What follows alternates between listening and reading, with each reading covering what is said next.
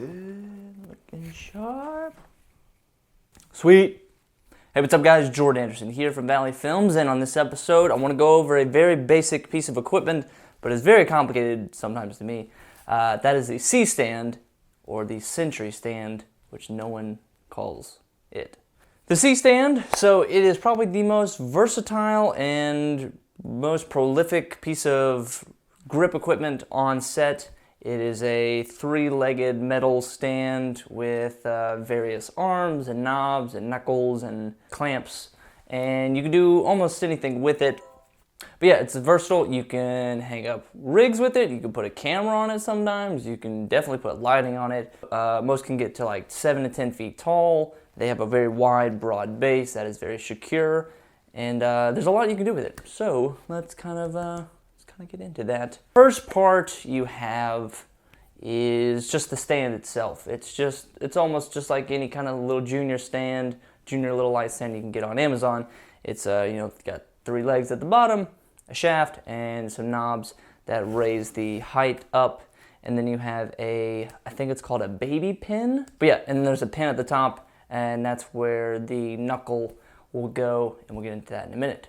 So then you have, these knobs, again, various heights. The base is 3 different levels, and that's just sort of to increase stability, and also with the wider base, that also indicates kind of where you want to place the load. With lighting safety, which is probably the first thing you should think about when lighting, you want to put the largest leg towards your talent and weight that down with sandbags.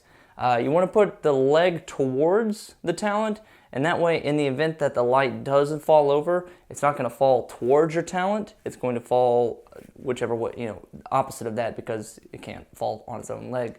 But yes, you don't want it to fall on your talent, because if you don't have talent, you don't have your video.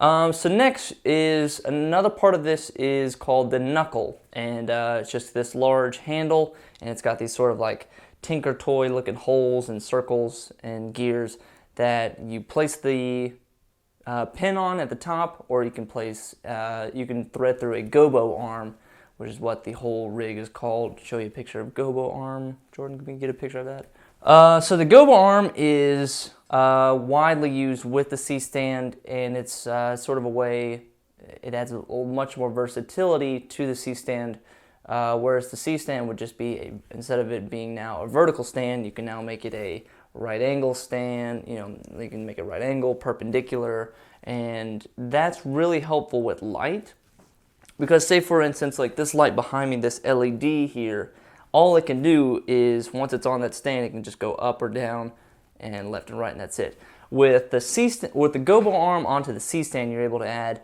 a lot of versatility. You're able to, now the light can shine straight down, it can shine at an angle, completely perpendicular to the subject.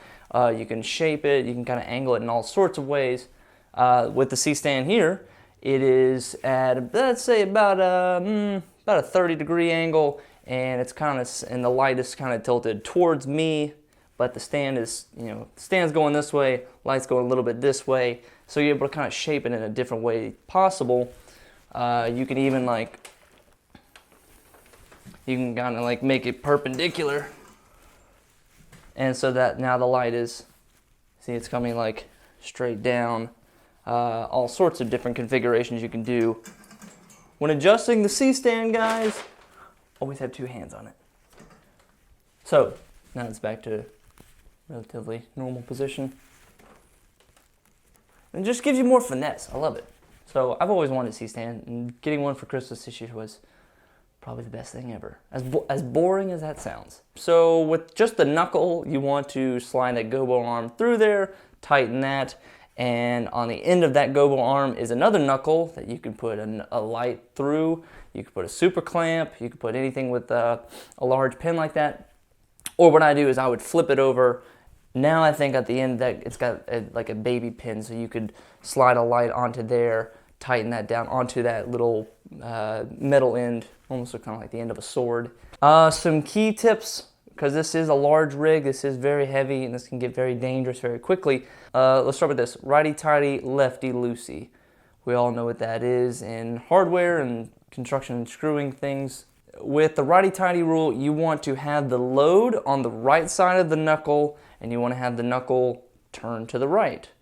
That way, if the thing starts to fall, it will catch itself and it will tighten itself before it's too late. If the weight is on the right side of the knuckle, it's going to fall on the right side, and it's going to tighten that even more on the right side and hopefully not fall.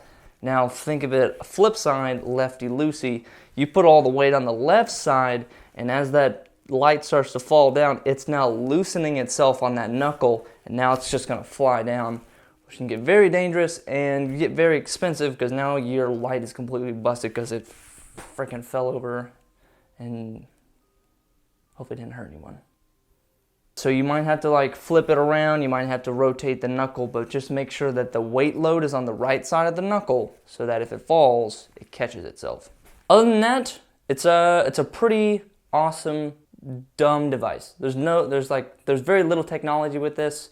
It's kind of hard to screw this up. And you get a good C-stand, most go, a great one can go between $150, $195. But if you get that C-stand, you're gonna have it for the next 10 years, easy. Because it's just so sturdy, not a lot of moving parts, not a lot of things that can go wrong on it, and it's just, I would say, the most versatile piece of rigging equipment you can have on set. Yeah, so thanks for watching, guys. If you have any questions about how to use a C-stand or want to see some examples, hit me up. I'll try to find some, try to answer your questions. We're almost moved out here. The place is getting pretty empty. Probably you can sound through the acoustics of this room. But computer's going down soon. I gotta get all these vlogs edited before I shut down my computer for good, at least for a couple days. But I'm still excited. So thanks, guys, for watching. Again, if you have any questions, hit me up on Twitter, comment something on Instagram, send me an email. I'll answer it for sure. And my name is Jordan Anderson, and thanks for watching the Valley Films Video Blog.